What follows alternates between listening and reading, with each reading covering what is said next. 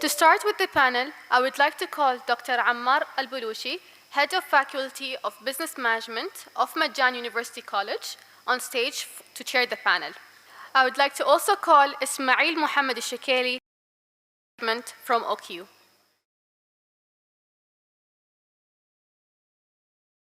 Maryam Khalifa Al-Ma'mari, CEO of Youth Vision and Innovation Hub. Ibrahim Saif Al-Bakri, HR Director, Shawamikh Oil Services. Humaid Abdullah Al-Harrasi, Energy and Minerals Sectors Unit Acting Manager, Oman Society for Petroleum Services, OPAL. And Sultan AlKaabi, Operations Manager, Truck Oman. Assalamu alaikum. Good afternoon, everyone. I bet all of you are having food coma at the moment, and this is the last session. But inshallah, we'll try to make it as an exciting one, something that is beneficial, particularly for those who are joining the job market, inshallah. So I'd like to welcome our panel discussion. It's supposed to be effective jobs, skills, but I think what we've heard today since the morning, we're talking about AI, we're talking about future skills, we are talking about technology. So I would tweak it a bit and I'll call it effective job tips in the age of fourth industrial revolution. I am honored to be serving as the panel chairman, and I'm excited to have such a distinguished group of panel members with me here today. The fourth industrial revolution is bringing definitely significant changes to the way we work, the way we live. It is important that we stay informed and adapt to these changes. We know that the rapid advancements of technology, automation, and artificial intelligence are transforming the job market and creating new opportunities. But they are also creating new challenges. It is crucial that we understand these changes and learn how to navigate them, and it's crucial for us to teach our new graduates, job seekers, on how to go about and deal with those new changes and shifts. This is why this topic is very important. Our panel members here today have extensive knowledge, and they will be sharing their knowledge and insights on how to stay ahead in the age of technology and automation. They will be discussing the skills and qualities that are in demand, how to stay relevant in the face of artificial intelligence, automation, and the importance of lifelong learning. This topic is not just important for those who are joining the job market, but also for students, recent graduates, and even those who are already established in their careers. The fourth industrial revolution is affecting all industries, and that's for sure. No one is immune from its impact. In this panel discussion, inshallah, you will all have the opportunity, if you have the strength, that is, to ask questions, to hear from the experts in various fields, and gain valuable insights and tips on how to succeed in the job market, taking into consideration the new skill sets that is required at the moment. I encourage you all afterwards to engage in the discussion, ask questions, take a note of it, and take advantage of this opportunity and learn from our distinguished guest. But before I start, I would like to thank Mr. Ammar and his esteemed organization for the privilege of inviting us here and for choosing such experienced panel members. And I'm sure we will all benefit from their experience today. So before I start, I think there is a big question here that stems out actually from all the discussion that we've noticed today. And I think the first question I will ask you, Ismail, how do you see the job market in Oman is evolving in the next 5 years? Assalamu alaikum wa rahmatullah. Masā al-khair. I think most of you are still sleepy after lunch, but inshallah we'll try to wake you up. I'd like to thank the organizers. It's a privilege to be here with you today. And inshallah I'll be sharing a bit of my experience, and I will gain from the rest of the panel members and from the audience, inshallah. So how would I see the market? That's a really big question because you have to be like an expert in the economics, you know, so to answer such a question. But from the way I see it, the economy is growing, alhamdulillah rabbil alameen, 2040 vision, and the Omanization is growing. I know some of you would have some question marks now in mind, like we still have the employment rate still high, but at the same time, there are plenty of jobs. It might not be targeting the fresh graduates in particular, but the experts maybe in the field, especially I'm coming from oil and gas industry. So at this stage of the time, we're looking for experts people in the field. And our focus is to hire first, like our priority is to raise the Omanization in our company as OQ. So I would be really optimistic, and I would encourage everyone to keep applying, especially the fresh graduates or some of the audience who are still studying. Do not hear the negative voices that will tell you just there are no jobs, stop applying, do not update your CV. There are just lack of jobs in Oman, because if you stay home, do nothing, you will not get anything in return, you know. So I would encourage everyone to even apply in such maybe fields that they are not related directly to your backgrounds. So it's not just if you study engineering, you have to stick to engineering. You might explore other options. And the market in Oman, if we go now and ask every one of us here, you might find some people are doing something completely different from what they have studied back in college.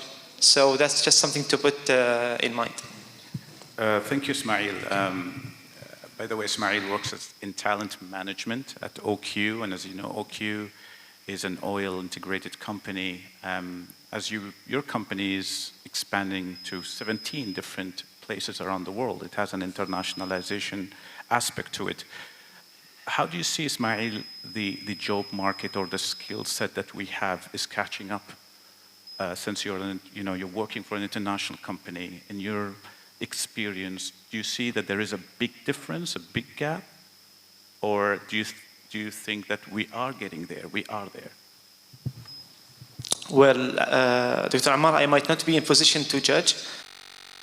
Like in OQ in general, you're talking about more than 6,000 employees. And OQ covers the full value chain, starting from exploration production to producing the actual products, such as oil, gas, gasoline, and so on, and even the plastics. And recently we opened Lower Plastics. It's one of the huge projects that OQ opened. And regarding the 17 countries that OQ is in, most of these countries, they operate in petrochemicals and in marketing and polymer. And alhamdulillah, we're learning. We're like the learning journey never ends. So we are getting there. We are not there yet, but like I could tell, and I could see the faces of those people who are working in marketing, polymers. They are achieving good things, and alhamdulillah, the numbers are going high. Excellent. Yep. Excellent. Thank you very much, Ismail. My next question goes to you, Maryam. Maryam is the CEO of Youth Vision and Innovation Hub. I met Maryam several times on different occasions, and she's really passionate with working with the young people, young Omanis, and she specializes in innovation systems and strategies. Now, Maryam, based on your capacity and based on the experience and your contact with so many young people, how do you think those graduates, those young people can best position themselves with the new opportunities that are coming up in the market? Thank you so much for this question. So, referring to my experience working with the youth in different programs that we want to upscale them or change the mindset of the working or the job opportunities. Most of them, they just, they don't know how to enter the job market. For example, they don't know how some of the professional certification, if they get it, or if they have these skills. For example, project management. An engineer, he graduates from engineering, but he gets a certification in project management, and then he will have better opportunity to have a job, for example. So these kinds of professional certifications, now it's available online, and you can get it from around the world. This will raise the opportunities to have jobs not only in their majors, but in different roles within the same industry sometimes, or within the same majors sometimes. So what we see from the job seekers is that they don't have this commercial awareness about the industries itself and the jobs and what they want and what they need for that jobs to fill the gaps. And we try to close these gaps starting from the mindset and how they think, to open new market opportunities for them, not only when they are waiting the, announcement for a specific job for a specific major. And this leads us to the ecosystem in Oman, why they are hiring. I think people here, they are more aware about it when they want to hire someone that he have a lot of things, but the major is not related to the title or something like that. The system is not fit with this kind of hiring. So sometimes we advise them to work with SMEs, small and medium businesses, because they are flexible to hire someone. For example, he is an engineer, but he's good in marketing. In the industry that they are working on, for example, if they are doing services for the oil and gas, or services that are related to, something related to engineer. So he's good to market and sell from perspective of his major. These kind of commercial awareness and commercial awareness industries, we needed to talk about it before with the students, or before they graduate, so that they can get these kinds of skills and certifications by themselves within the university or even outside the university, using all the platforms that they can use for free, for example, if they don't have money, to get as much as they can skills, experience, certifications to enter the market, no matter what is his major. So this is the things that we are trying to do for the job seekers, and we want to teach them how to enter any market. And back to 2018, when they set the Oman Vision 2040, I remember that there is a table that related to the work and the job opportunities. And they were discussing about how we stop the foreigners come and work in our country at that time. And they put this as something that in the vision. And I was asking them one question: what about if they are working from their home, from their country, but in our country remotely? And this is before COVID, and this is before everything. Why we don't prepare our students to compete with the world, not to compete within our country? So we have to put this in our minds, that we are trying to give them all the skills and all the tools, and we occupy them to compete not only here in Oman, but to compete around the world. We want them to bring money from outside and bring it here in Oman, not to compete within our area. So they were shocked about what I said, but they take it seriously, and they start to think in different way. How can we prepare our students or our graduates to compete outside the world, no matter where to work or how they work at that time? Thank you, Maryam. So you work extensively with the new graduates and with the young to develop their skills, and I think self-market themselves. Industry. My next question goes to you, Mr. Ibrahim. Mr. Ibrahim is Bakri. He's an HR director in Shawamikh Oil Services. I've taken Maryam's point of view from a developer, a learning developer. Now I'll take it from an industry perspective. Ibrahim, how basically, from an industry perspective, what are the main competencies that your company or you as an HR person feel that an individual should have to join the industry at this moment post-COVID? Assalamu alaikum. Good afternoon, everyone. My pleasure actually to participate here. And thank you also, Dr. Ammar, for these questions. And I think since the morning, actually, been speaking about the competencies, the skill we're having, and more of academic perspective, if I'm correct. but good actually to go and more provide more examples about the practical and example also from the experience of interviewing and also seeking some candidates in the industry. So we spoke about competency this morning, and I think the definition of the competency is a combination of knowledge, skills, and also the attitude also. And we normally tend to forget the attitude part of that. And normally, I don't know whether we have any job seekers today here. Okay, so maybe a few only as seekers, but the majority as experience, if I really experience job seekers. But that is actually also relevant to them. So normally when we have academic qualification, we tend just to speak about the academic qualification we have. I studied this, I spent 5 years, 4 years of my specialization. I'm providing some knowledge background, whatever I have studied at the college or university. But I forget actually to impress actually and also to promote my competency when it comes to the attitude actually. So normally when we come and seek for any candidate, we want just to focus on the attitude part, because if you have the right attitude, if you have like for example the attitude of willingness to learn, then I'm sure that it's just a matter of time, a matter of acceleration, development, and they'll get the right competency and skill set for that. So there are different techniques. We can just also speak about actually how we can also deep dive into the competencies and also the behavior side of the competency set. So in the competency side, normally actually the job seeker tend like for example to write about the leadership. But unless if like for example they can describe what is leadership, unless if they can provide real example of a leadership, I don't think that will be a valid, just a matter of just writing and listing a different competency on a profile. So normally we give that focus on from the screening side and the interviewing of the candidate, selection of the candidate, and sometimes of giving them some example of like for example of internship opportunity, short-term training, and then observing also the attitude part of the training.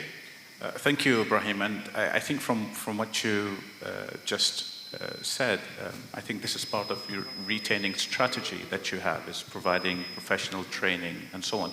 Have you seen any difference in attitude post-COVID? And do you think there are different kind of skills that are required? You mentioned behavior, and I think a lot of speakers today talked about behavior and talked about personalities and flexibility perhaps. Is there anything that you have noticed from your experience that you feel that graduates nowadays, or job seekers in general, whether they are employed or non-employed, should have, when applying for a job?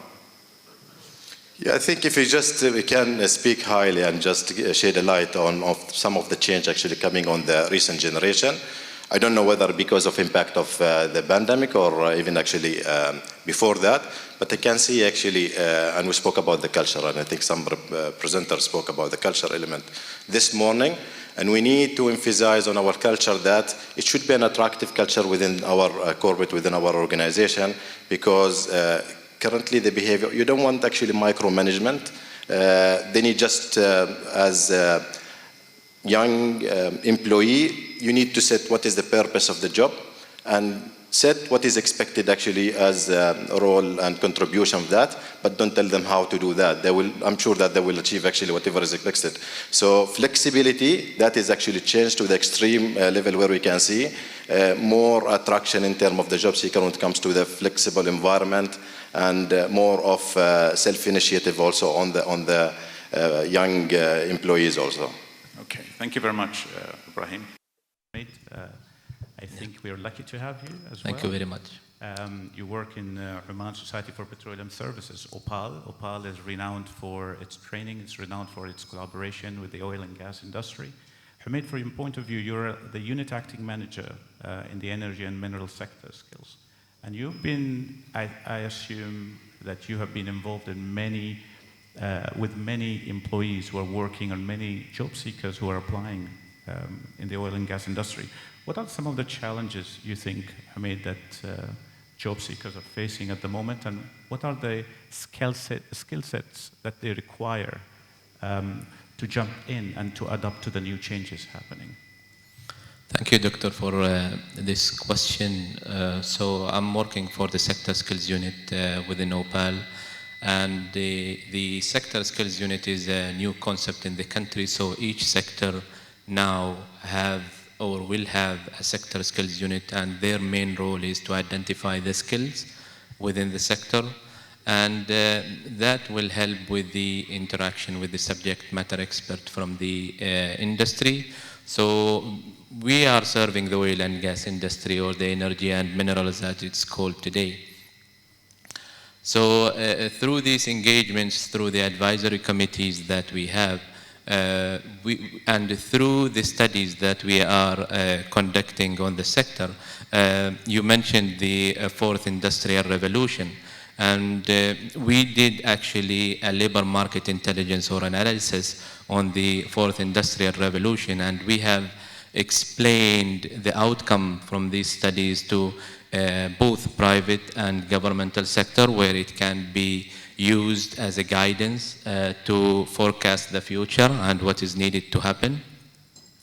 So as part of the process of identifying the skills, we conduct labor market intelligence or analysis, and therefore we also do a functional analysis, and we come up with an occupational map that is really in line with the Oman qualification framework, all the 10 levels, and we put each job under each segment where the job skill belongs and adjacent to the accurate level, which really later on helps the private institution to retail the training program in accordance to the required listing process, for example, if I may say, which is also the process for OAAA to list the qualification, and then therefore the candidate or the student can build their higher education and pursue higher education as well, which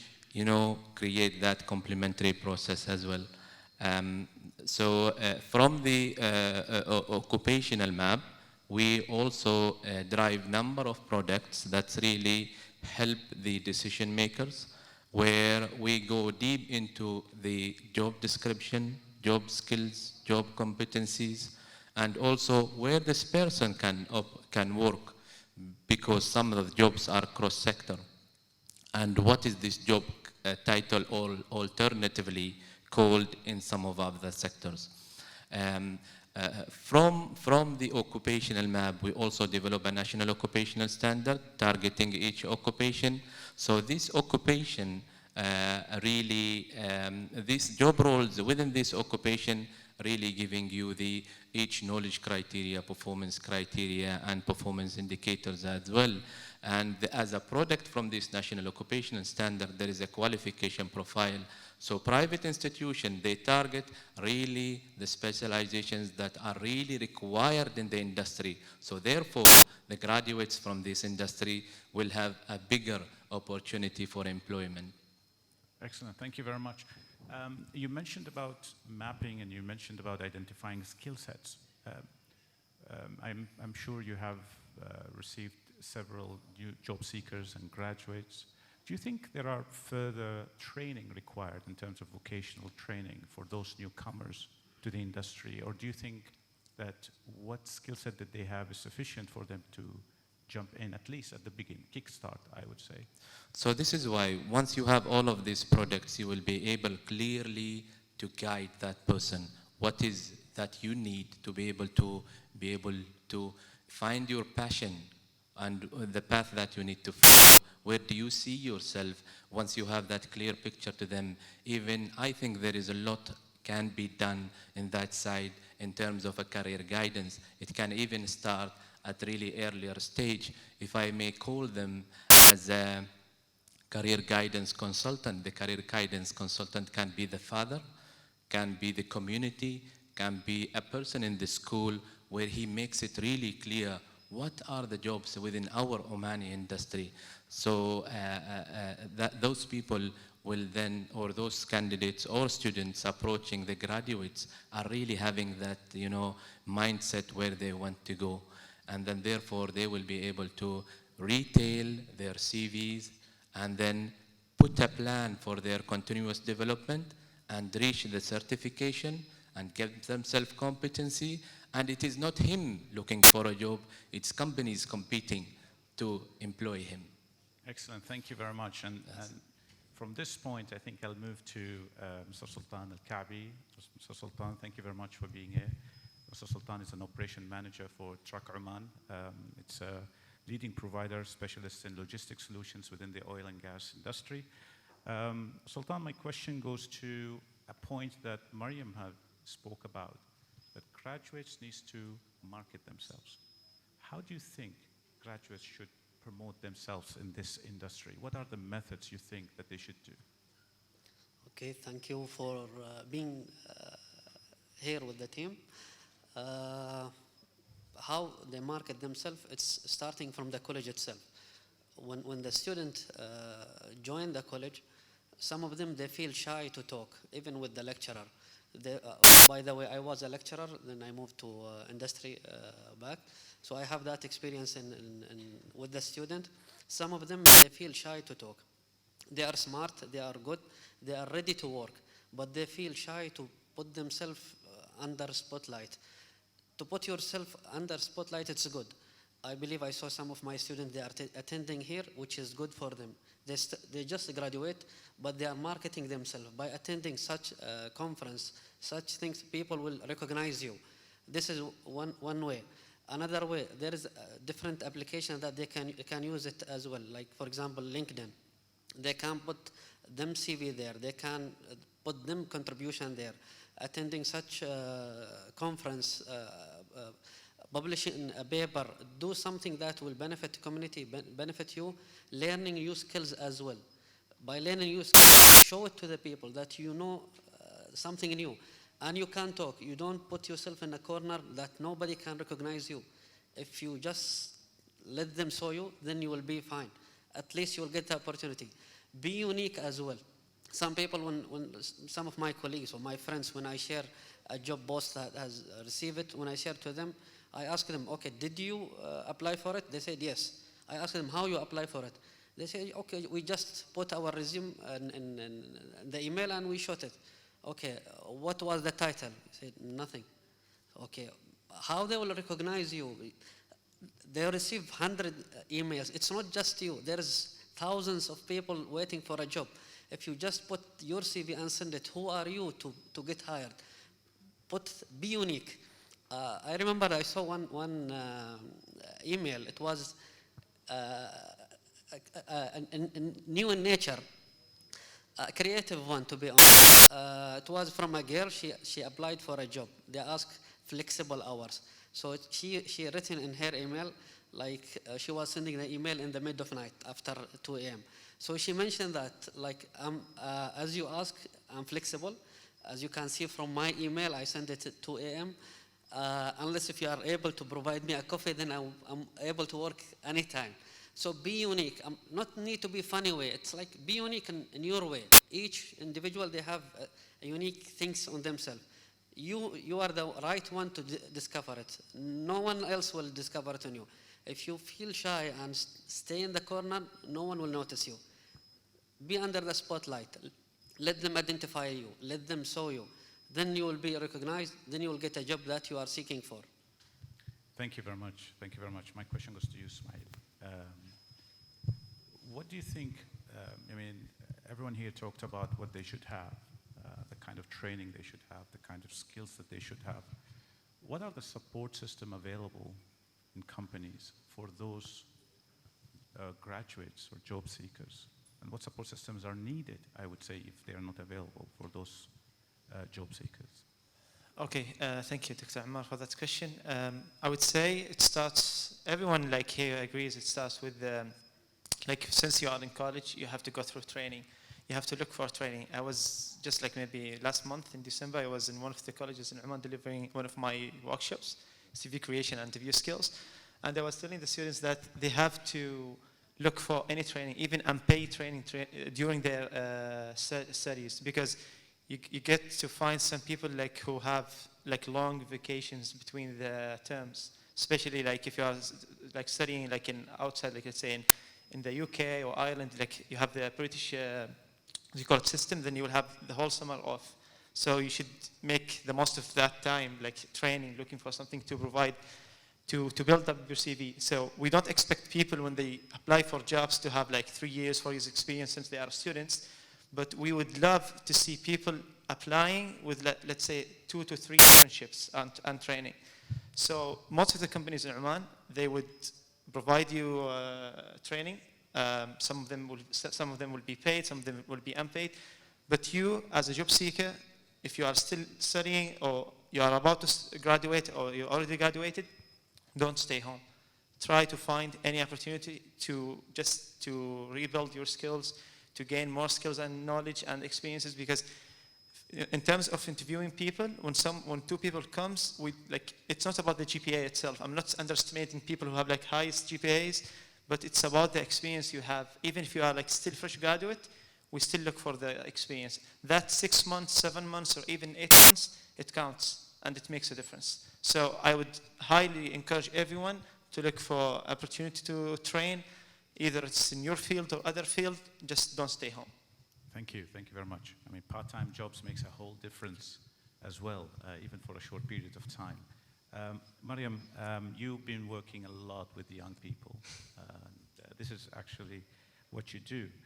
What are the tips that you could provide for those young job seekers, graduates, to raise their opportunities, to increase their chances to find a job in the market? Okay, great. But before the tips, I just want to tell you something. If there's any graduates here or students that they will graduate sooner, I know the pressures that they have. I know the pressure from the community, starting from their parents. When Mr. Ismail said that find any opportunities to train, they will say, oh, you didn't find a job, it's only training? How long you will be trained until you find a job? When you will find a job? These kinds of pressure from everywhere and everyone makes him disappointed, makes, the graduates more, wants a job more than to upskills themselves, to have a career, not a job only. In our programs, we focus on career, building your career, building your skills, no matter what's the jobs, no matter what the companies even.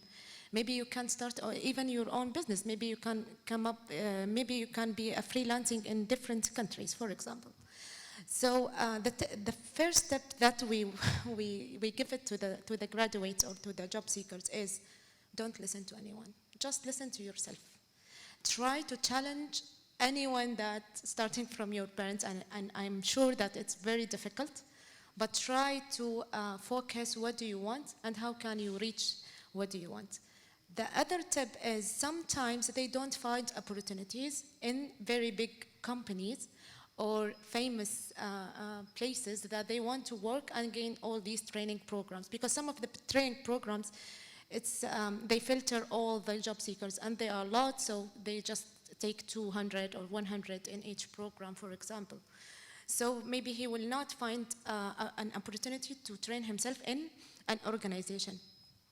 So I put in Instagram just one tip that I put it last year, that imagine that you are in a company and someone asks you to do a plan for marketing. For example, it's just an example. So you are at home, you don't have any training opportunity, but you just want to do a market strategy for example, OQ. Let me give an example for you. So he will go and analyze it, he will go and search for methods, tools, put a plan, strategy, and maybe that plan or that strategy that he put in the marketing, it is a key to enter an OQ in the future. So he is prepared for that. When he finished, maybe he can do something else. And to do that something else, totally different maybe from his major, he will go and have a course in online so that he can do that task also. Again, another task that maybe from any company will ask him or ask her to do it. So he is training himself to implement all the knowledge and to gain the skills while he is at home. No one train him, no one do anything. I know it's difficult sometimes, But through LinkedIn, maybe he can, for example, take an advice from Ismail. I did this and this. Just give me your comments on this market. And he doesn't know maybe Ismail, but he knows that Ismail is talent management in OQ, and I found it in LinkedIn. I did this, and I want his comment. He didn't train under Ismail at all. So this is another tip that job seeker can train himself, even if he didn't find any opportunity for training, or even their parents, they didn't allow him, so especially the girls, they didn't allow them to go to the training in companies or, like small and medium companies. We have a lot of challenges with the community mindset and culture. It's not only because the student, he didn't have a job, but also the culture and the mindset of the community stop them to have these kinds of training or having these opportunities with the small companies, with media companies. For example, they will say, it's just 200 riyal, they will pay you for all this time from 8 to 5, you are working, sometimes maybe more. And what is this company? What they are doing? Yes, this is what we face with the youth. And they come to us depressed, and they cannot continue with that company. And then the CV, and when they write in the CV as, for example, an entrepreneur, I will write, he is not commit. It's only 2 months, and he didn't commit. He didn't stay for it. Is it because because he didn't or she didn't want to stay? No, because their parents don't allow them to continue with that, stay home and search for a job. You are playing. You are not doing your best.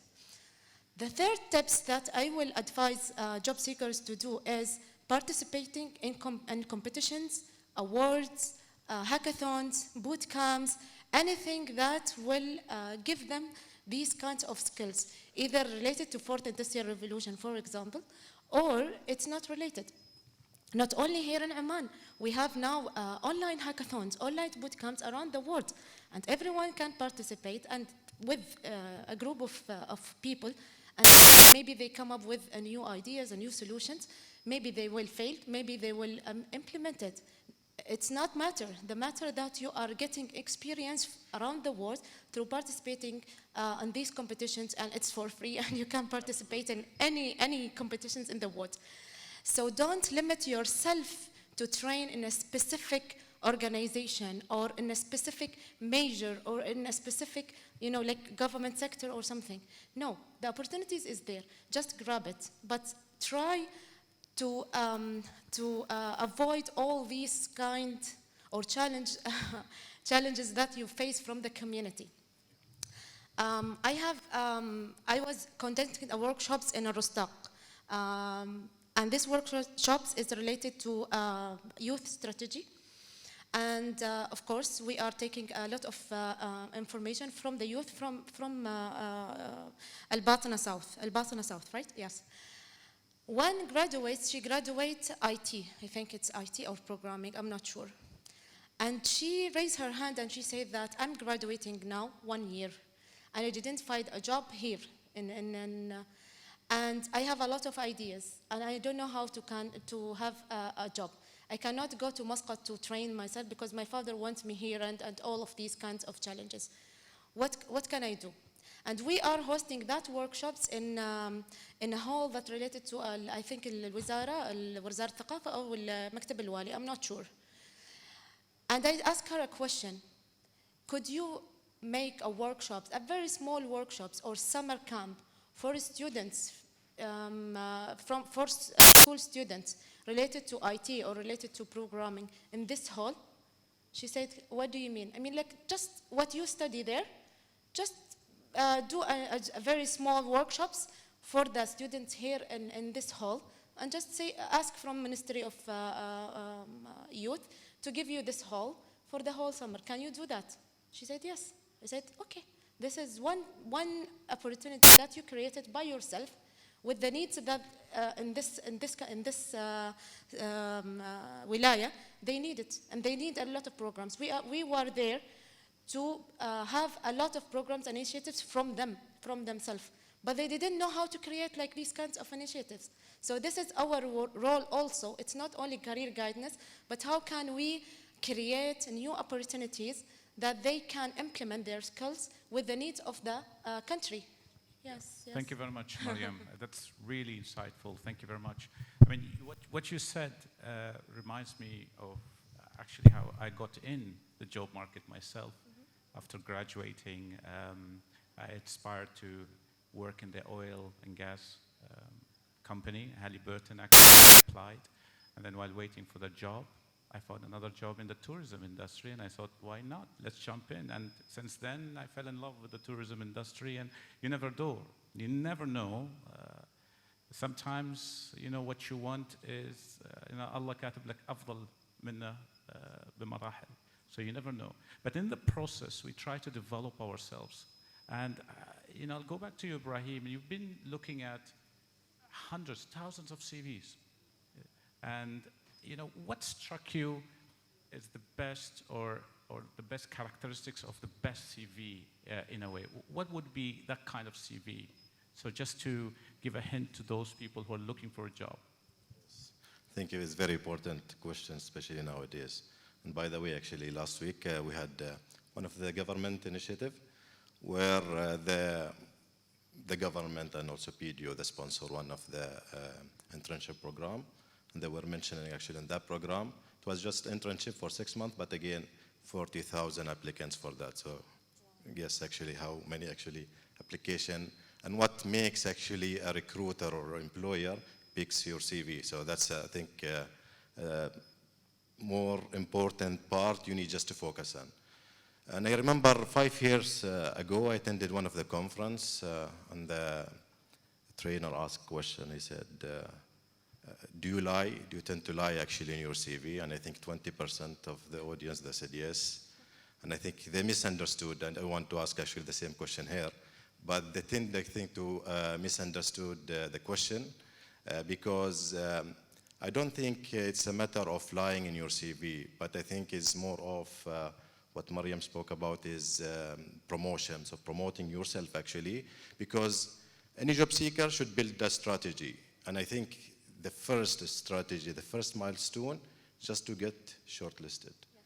And the screening actually part of that. So how I can make the best CV comparing actually to the rest of applicants. So I think there are a lot of things job seekers, they should be proud of. And unfortunately nowadays I see the same format of CVs, different applicants, and that's not correct actually. We need actually to emphasize more as job seekers, especially actually school leavers, to emphasize more of their being actually different contribution, initiatives, being on social, being on business, being different actually aspects. If like, for example, I have to highlight my graduation project, and I think I should make some attractive slogan also there actually on that particular element. It's like, for example, one of the best actually project in energy sector, for example. So that will attract actually a recruiter actually to find more, to ask more actually about this project. And I think you can sell yourself actually in your CV much by highlighting actually your also skills and your also your experience apart from your academic background. And I think on CV itself, actually, when it comes actually on screening the CV, we tend to ask different also questions, making sure that also the applicant actually are aware about their CV. And last week, I interviewed one of job seeker, and I hope she is not here today, because I will disclose some information. Okay. She worked actually for 1.5 years actually in one of the recruitment agency. And on the CV, actually, I still need actually to interview her, find some of the information. Like, for example, she joined this company in 2021. That's it. No present, no actually last day of working, so I cannot guess whether she is actually still actually an employee or no. And also, she put actually, she got from this year to this year an academic qualification on this specialization, but I cannot find which academic institute is that. So different question, very, very actually main and critical information are missing on the CV, and she work in one of the recruitment agencies. I'm surprised you interviewed her still. I did actually, because I want to see actually. She puzzled me there, but again, she couldn't puzzle me actually on the interview itself. So yes, actually some attention of to details is required also by the job seeker. Thank you very much, Ibrahim. I think Ibrahim talked about being different and trying to be unique and branding yourself. How do you think the graduates and the job seekers can adapt themselves to the new changing landscape? You know, there are so many job seekers around. How can you be unique? How can you adapt to the new changes and the new skill sets that are required at the moment? This is really important. The amount of exposure people can get nowadays is really huge for this new generation. The previous generation were not having that privilege of that exposure, whether it's locally or internationally. By participating in a similar workshops, events, and also attending free courses through the social media, carry out some of the researches that really tools job seekers adapt to do, as well increasing the network. Networking is really important for people to get to know the latest update, to be in line with the new requirements, I would say, in different and various sectors. So therefore the job seeker is really prepared. So his CV prepared, his attitude and ability to meet the requirements of the jobs is really there. So it will increase his chance to compete, I would say, for a particular job. Excellent, thank you very much. My question goes to you, Sultan. We've been talking about developing skills. We talked about having the best CV and applying for jobs and being unique, even if you don't write from where you got your degree and from where your experience is. This seems really tiring, the whole process. So how do you think the job seekers can motivate themselves in this whole process, while applying for a job? How can they really don't lose the fire that they have, the passion to get it? First of all, they should have that fire. Then they should keep it as well. It's not just about sending your CV or sending your application to that organization. Whatever the organization, if you submit it, there's another 40,000 people they submit as well. But be unique. You can submit it, you can give them a call if you can. If you can't give them a call, try to visit them. Make sure that your CV has been delivered. They saw it in a polite way, and in a gentle way.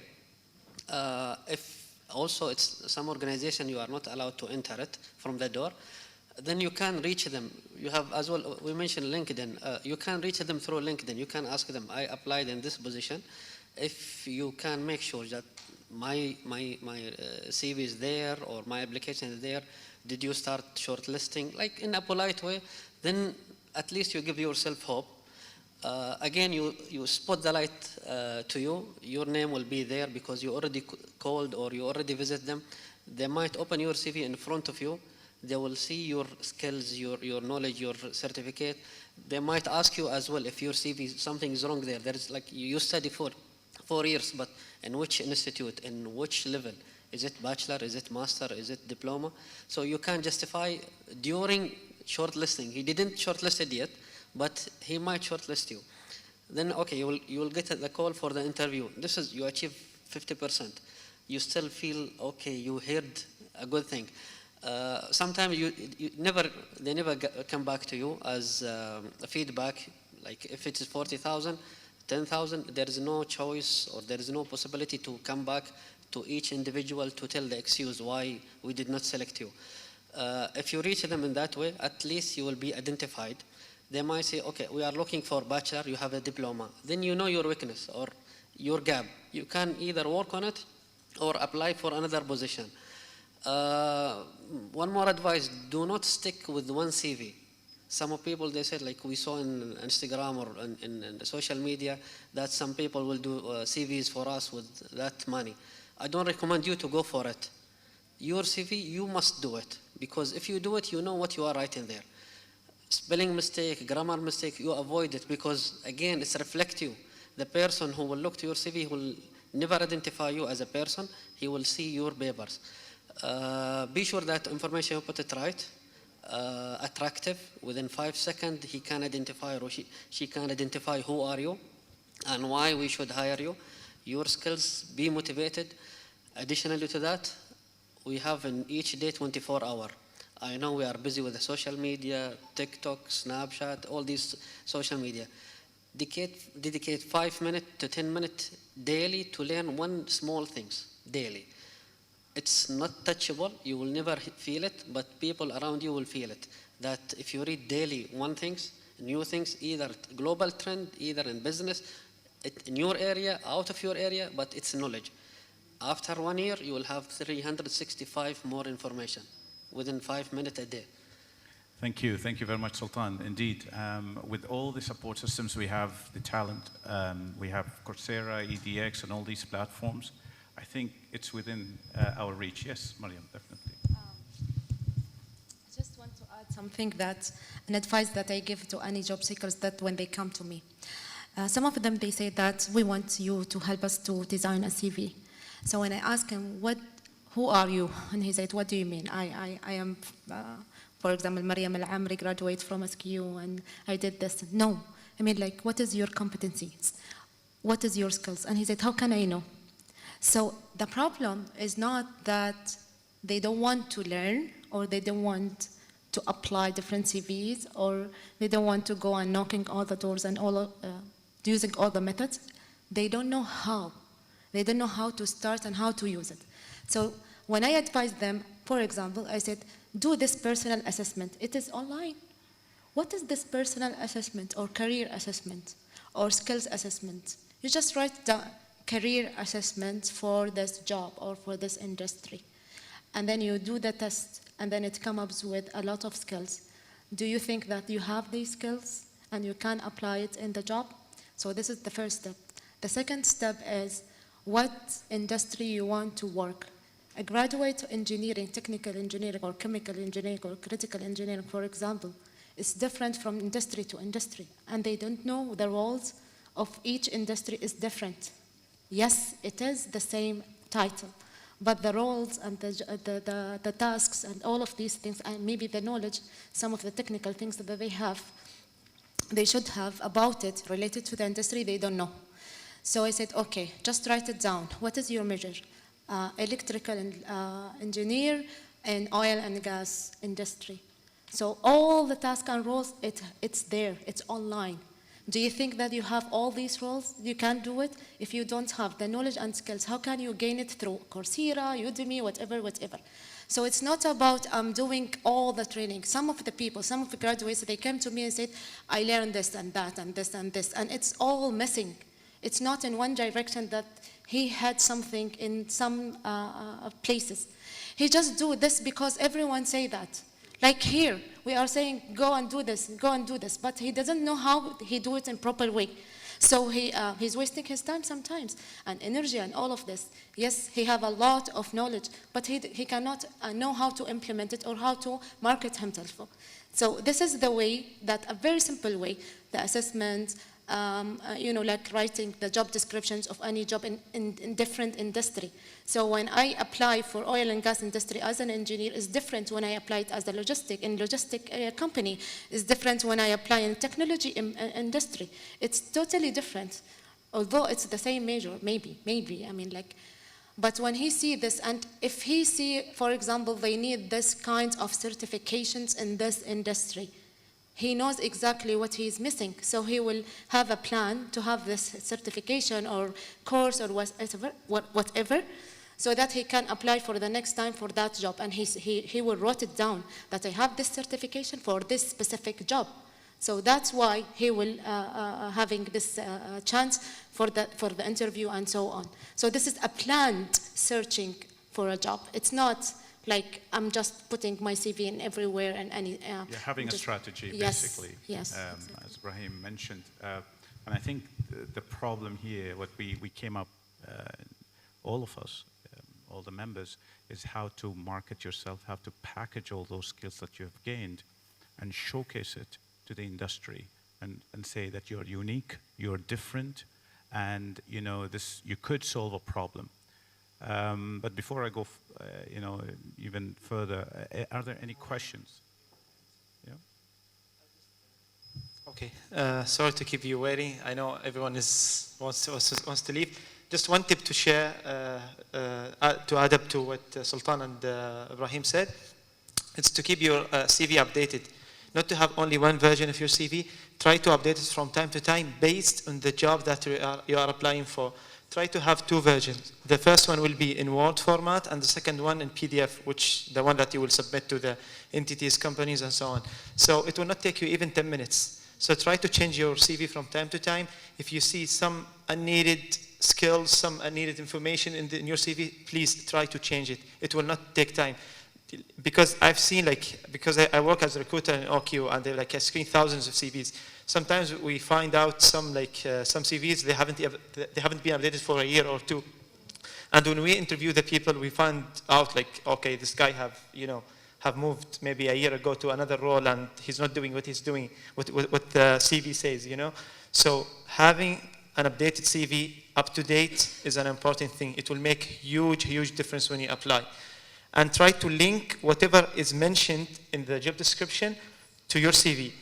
But you do not lie. You do not lie at all. Just try to mention some true facts about yourself, skills, soft skills, interpersonal skills, and try to link whatever is required in the job description and write it down in your CV. That will make a huge difference. So that's the only tip I wanted to share. Thank you very much, Ismail.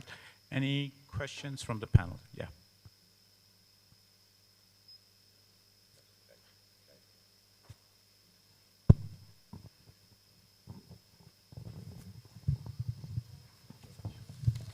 Assalamu alaikum. I just would like to thank the panel for this insightful session.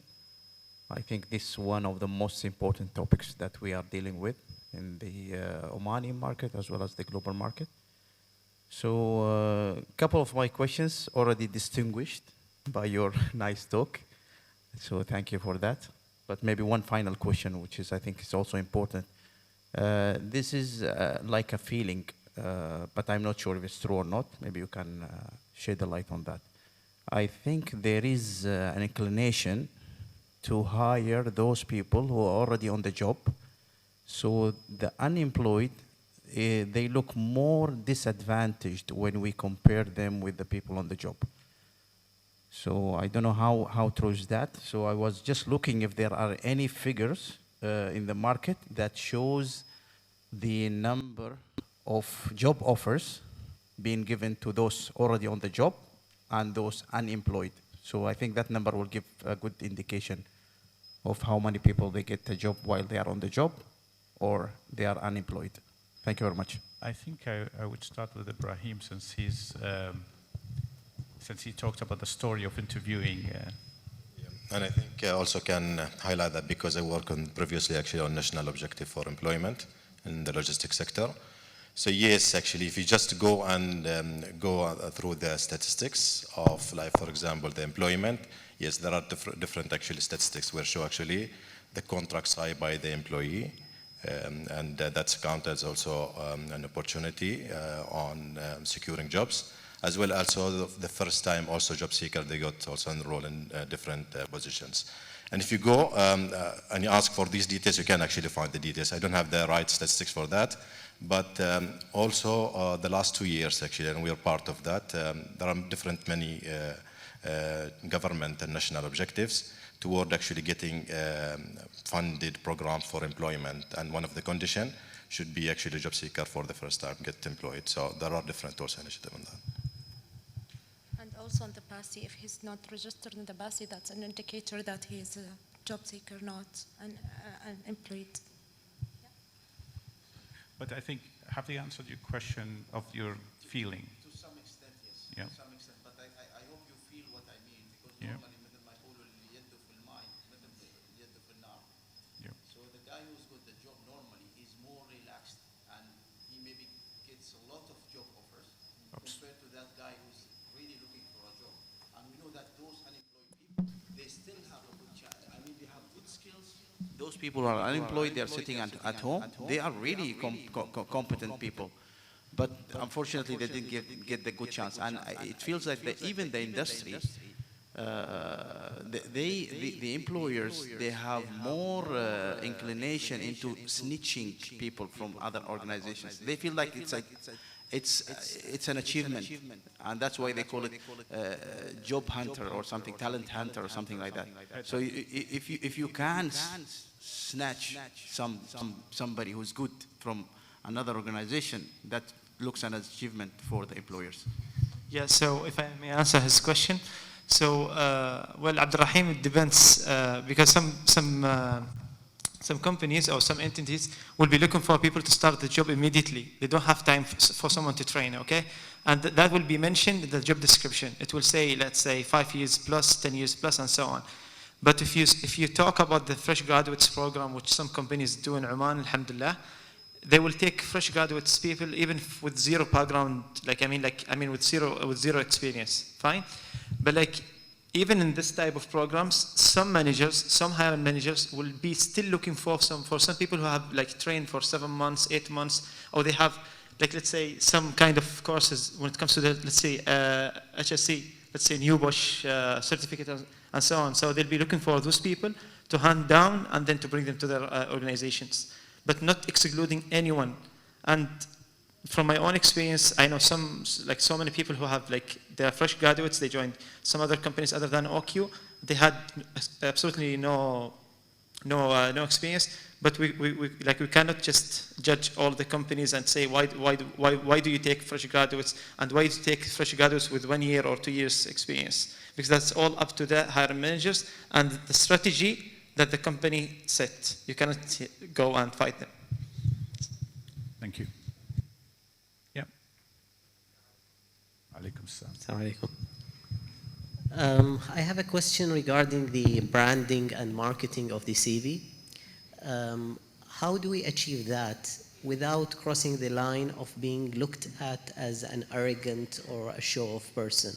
So when I write my CV, for example, I have the option of writing, I have specialized in this and this area, and to write, well, I'm an award-winning professional in the field of this and that. The second phrase is more of a marketing and branding and so on, but won't I be looked at as a show-off, or this person is seeing himself too much? I can start, and then, yeah, from a marketing point of view, because that's my specialization, I think cover letter helps sometimes, because cover letters link what you really did with what the company wants. In the end of the day, the company has a problem. That's why they are hiring someone to solve the problem. And in your cover letter, you are actually accumulating all those skills that you gained and personalizing it to that company.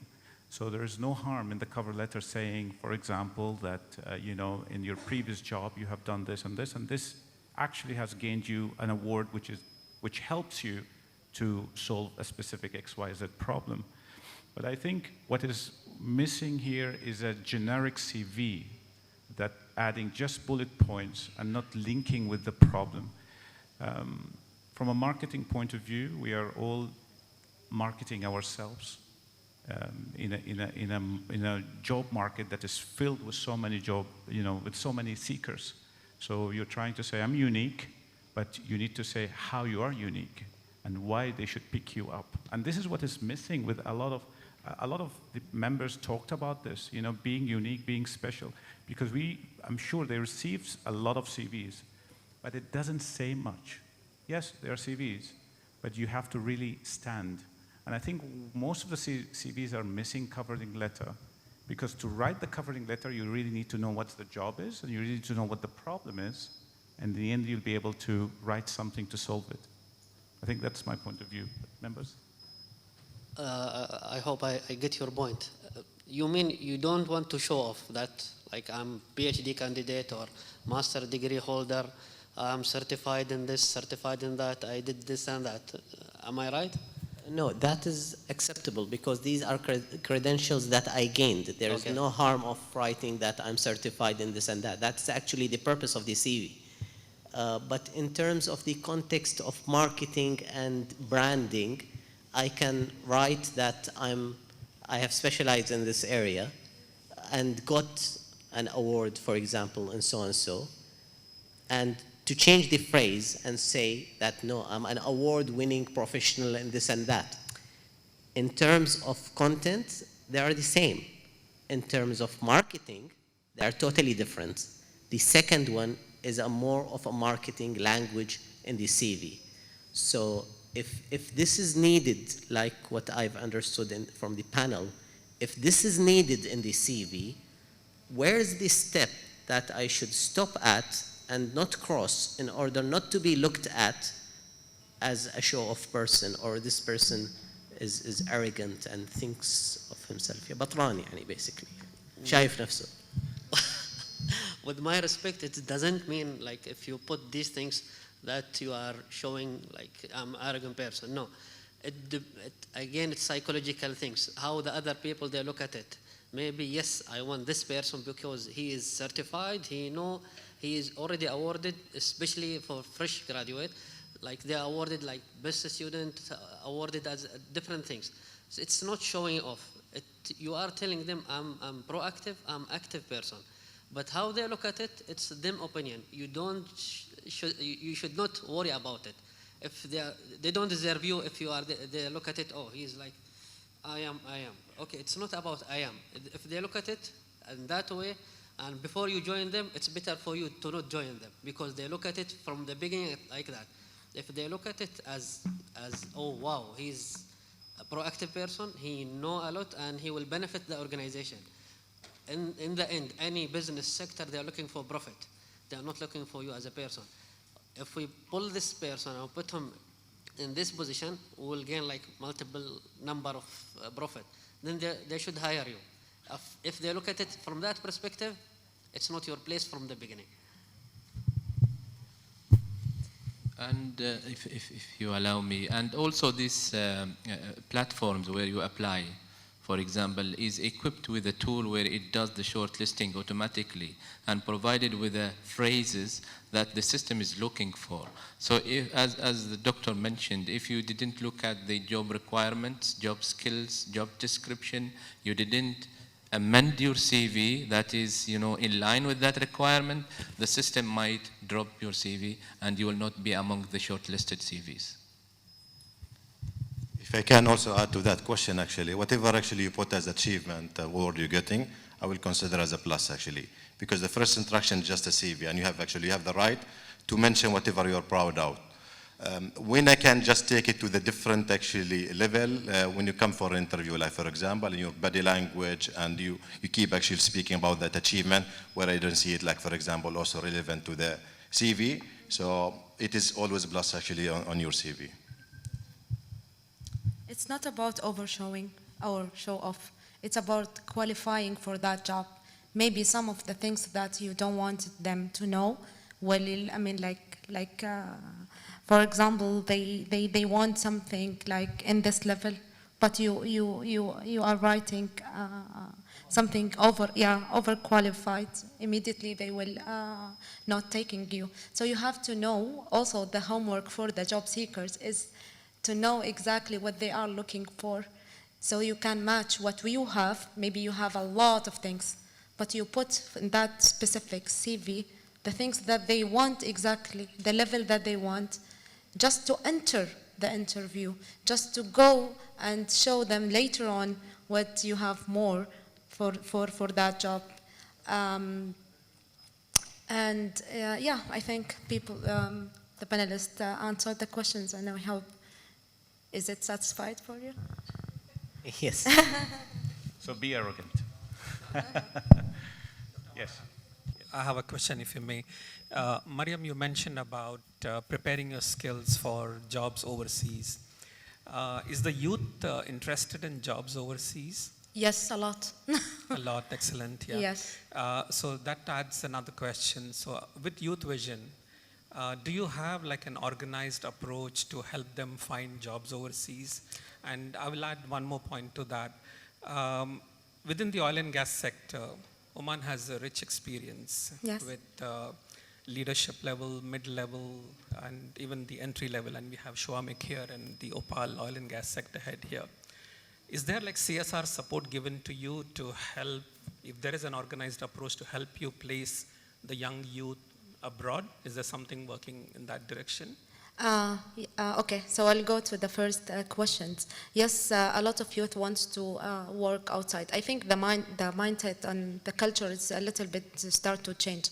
And we have a program related specific to freelancing platforms. How can you be a freelancing globally, not only among the country, because we want them to think globally and to have these opportunities and to grab it from the global. So we start with this until they can have a full-time job in different countries.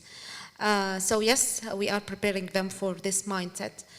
Second questions, till now we didn't have a CSR funds for leadership. You mean leaders, youth leaders, right? For CSR fund to help Youth Vision, to help youth go and work abroad. Do you have something of that kind? Until now, it's not specific for the abroad. It's only for having a job or freelancing opportunities or entrepreneurship.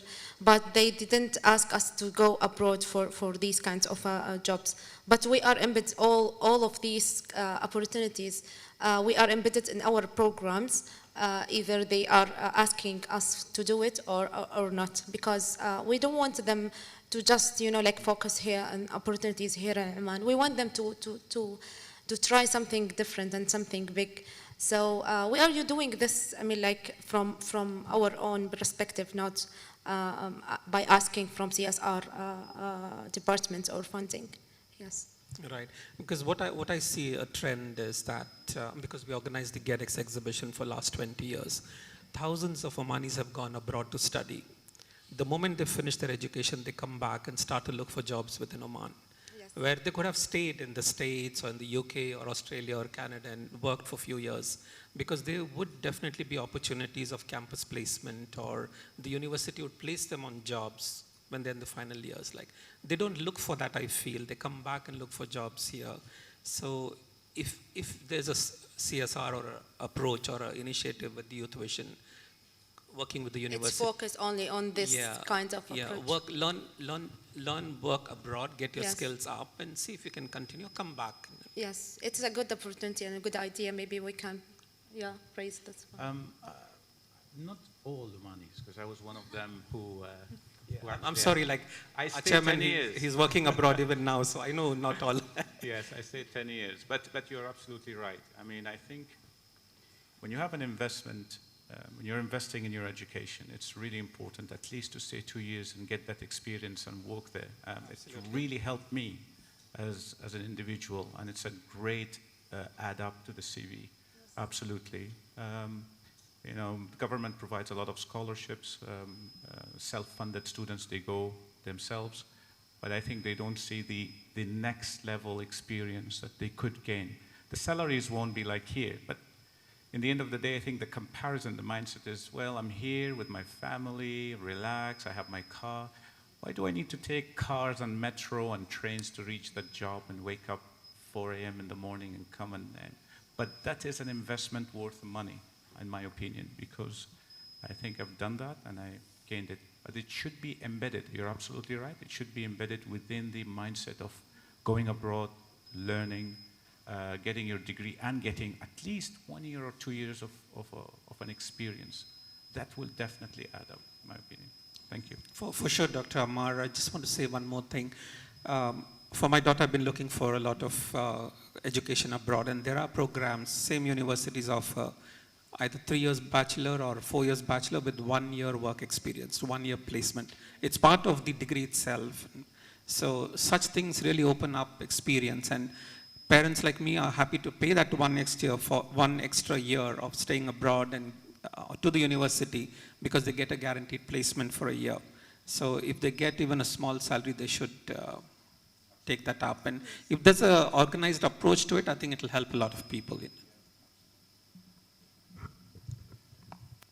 more questions? Yes, here. Assalamu alaikum. Alaikum salam. I'm still awake because I didn't have lunch. First of all, thank you very much. I loved all the topics you've talked about. I'm in the hospitality industry. My name is Maryam Al-Arami, HR and L&D Director. And it's not a question, it's asking for your advice regarding the mindset that Maryam have mentioned. So as someone in the hospitality industry, we really struggle to have the youth and the graduates join our industry and stay in the industry. Not really because of the package, not because of the location, but again, because of the mindset. And I believe that the mindset starts changing within the family, because that's the essence of the society. However, after 1 year, when they finish their 1-year contract, for example, they say, oh, my father and mother says, we have better opportunity. We don't want hotels, we don't want resorts. What about Oman 2040 vision? So I would like to hear from whoever would like to give advice for ourselves and for our youth. What do you think? Thank you. We need a huge campaign in the whole country to change the mindset and community. It's not only individuals or one organization or one sector. We need this to change and to force for the change, but in a polite way of campaign, not that aggressive. But maybe because you are from a hospitality industry, but there are other industries that also they suffer from this mindset and this culture. But I think Dr. Ammar, he will answer maybe. This is a sensitive topic, actually. Yes. It's really difficult. I had an encounter. I had a chat with one of our colleagues who's in the Ministry of Heritage, Tourism, and Tourism now, right? And they said that while they are developing the Oman Vision 2040, and the company, I think it was a Spanish company who came in, and they went around the country, they found resistance from some of the places in the country, and no wonder, because hospitality is associated with things that culturally sometimes, communities are reserved here, but it's not the right association. Unfortunately, it is there. It's in the back of their minds, especially for a female to work in hospitality. Yeah, it could be maybe a part-time. It could be a bit, then you could move on, basically. But I think it's a bit changing, but it's in a very slower pace, unfortunately. I think what is missing is extensive campaigns. I've seen recently a very nice campaign from a Bahraini tourism authority on what it means to work in the hospitality industry, what kind of experiences you will get, what kind of nationalities you will see around you. I think we need more of that here. We need more of that. And this is not affecting only the industry. This is affecting also colleges who are having hospitality and tourism programs. I mean, we talk to our colleagues in the tourism college and so on. They say most of the graduates who get out, they don't work in the hospitality. The banks snatch them because they have excellent communication skills. Other companies, telecom companies, take them, but they don't work in the hospitality. So it is a challenge, but I think it requires all stakeholders to have a really unified strategy, an extensive one that is marketing this amazing sector, and ensuring that, if we want to increase its GDP contribution, you have to start changing the mindset. Otherwise, we will end up having, immigrants taking over. That's the only solution. But that's not a long-term solution, isn't it? No. If I may add yes, also, Shukran. Now, the tourism and heritage sector or ministry have a sector skills unit being licensed under the ministry. So if I ask you a question and you are in the hospitality sector, if I start as a bellboy in the hotel, where I will reach later on, is there a career path for me that can be explained to me, where I can start and where I will be in the future? It depends on the chain, which hotel you are with. Yeah. So for example, if you are in ISG, they have a chain. If you are with Accor, you have a chain. It depends on the chain. Was the job description, for example, for any of the job roles, was it approved by the whole stakeholders in the industry? And was there a document that have been signed by all stakeholders from the industry, endorsed by the ministry, and it is reflected in the statistic department within the Ministry of Labor? So the job title has been agreed, the job description has been agreed, job competencies, job skills, the career path, where I can start and where I can end with. For example, the driller within the drilling platform cannot be trained. They must start as a roastabout. You climb the ladder up until they become a driller. So once we have that defined and clearly stated and everyone has agreed on it, people really need to know where they can start and where end up with. They need to see their future, where they are going. In the hospitality, I might go to the hospitality institute. I'll be promoted. I'll go to the hotel. I'll work. But I will find a better opportunity. Why those people leave?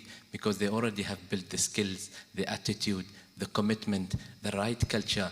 Other companies, they see this is a good guy, so they take him from you. It's not because him doesn't want to continue with you, because he became better person.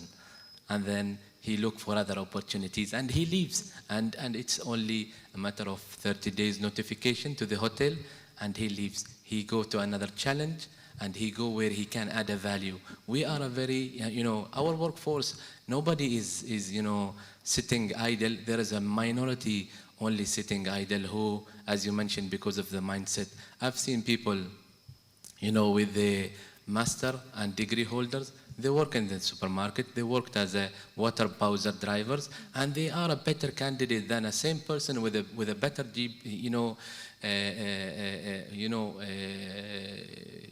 result in his certification, but that person didn't work for 2 years. He stayed idle. The other person worked in a restaurant, worked in a supermarket, and drove a water bowser. He's a better selection. I think you can refer to this unit. They need a lot of support. They need a secondment subject matter expert from your sector to operate and serve this unit. The unit still building the structure. They need to start working, organizing, standardizing, guiding, providing statistics and data to the tourism ministry, and then guide the Ministry of Labor. Where can we direct the fund this year? I mean, is it to the hospitality sector? How much should we allocate? How many people do we need to develop, right? Once you have the right statistics, you will be able to then to set a plan.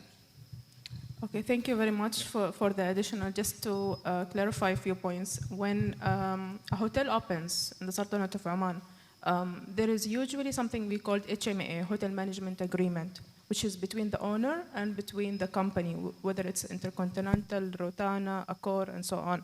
So this hotel agreement, it states that everything mentioned here, it will be applied in that hotel.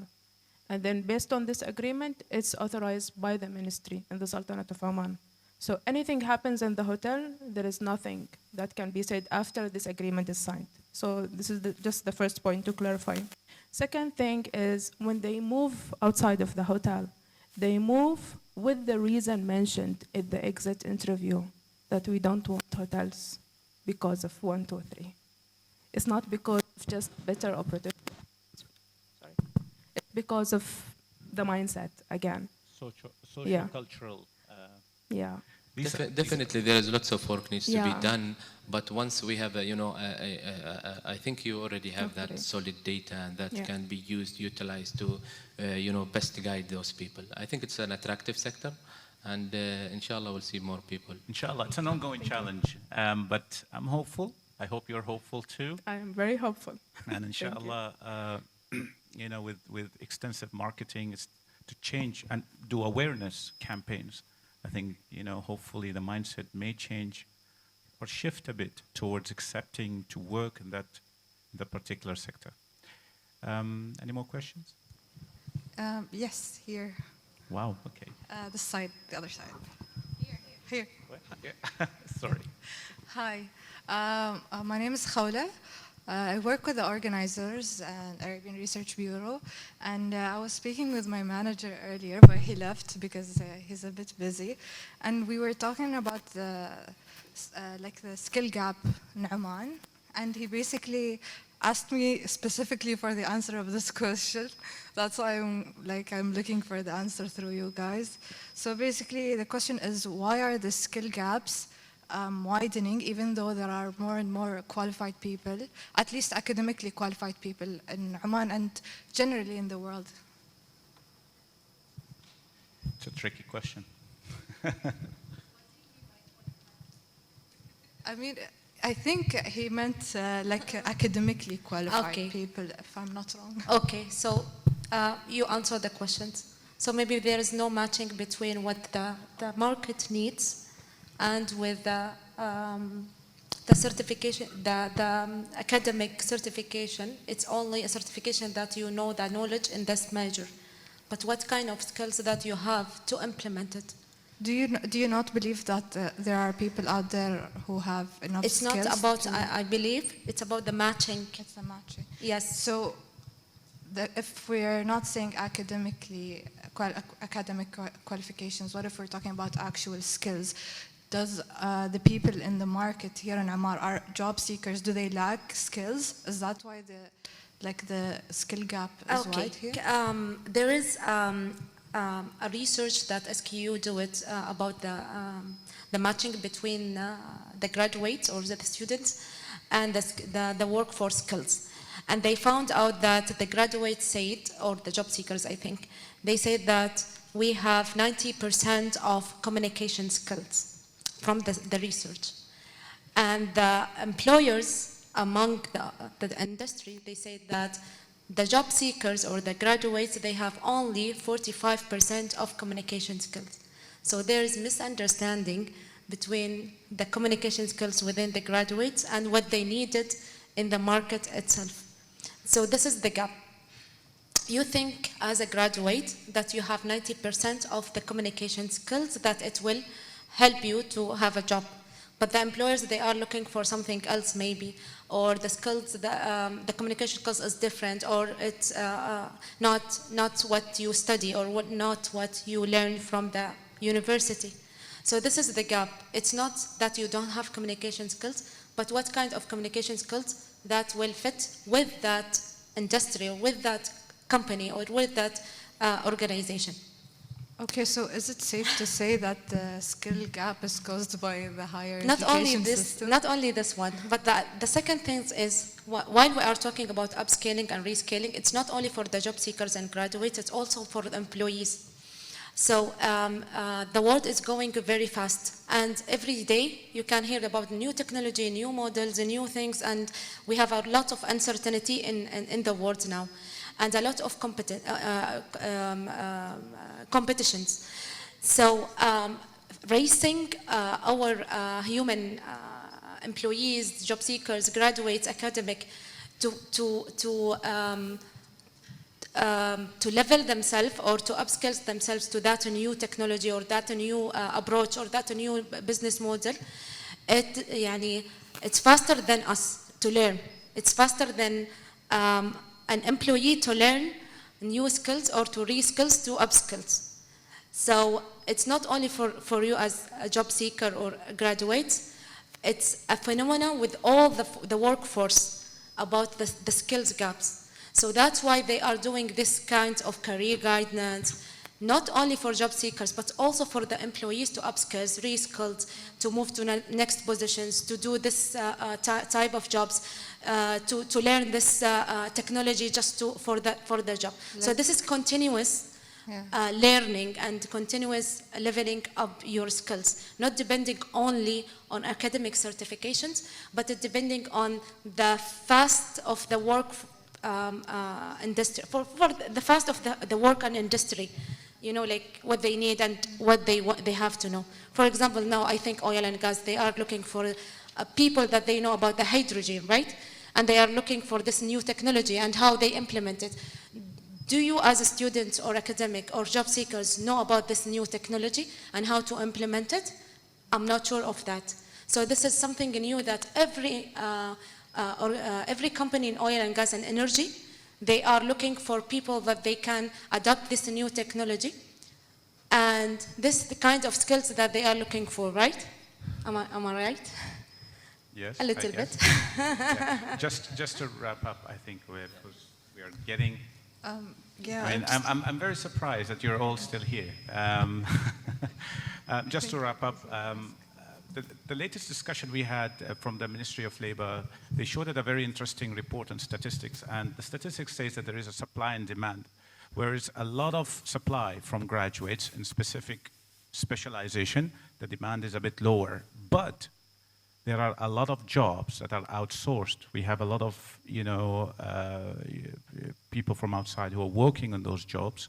So I think there needs to be a reevaluation on those kind of specialization where, particularly new ones like the hydrogen you mentioned, like the fintech technologies, like the business analytics, like all these machine learning, all banks are developing applications. Where are they doing it? I mean, a lot of them are outsourcing it. And so I think the new kind of trend is to focus on those things. Right now we have a skill gap, and that's why we are outsourcing, absolutely. But we need to shift, I think, and we need to focus on those areas, those gaps, to develop ourselves in them. With that, I think I would like to conclude. Thank you very much, panel members. Thank you, Ismail, Maryam, Ibrahim, Humaid, and Sultan. See, I remember your names. And this was really an interesting discussion. We all learned so much. And thank you, Ammar, and the organizers for this opportunity. It was really insightful, and I hope you all benefited from this panel discussion. Thank you.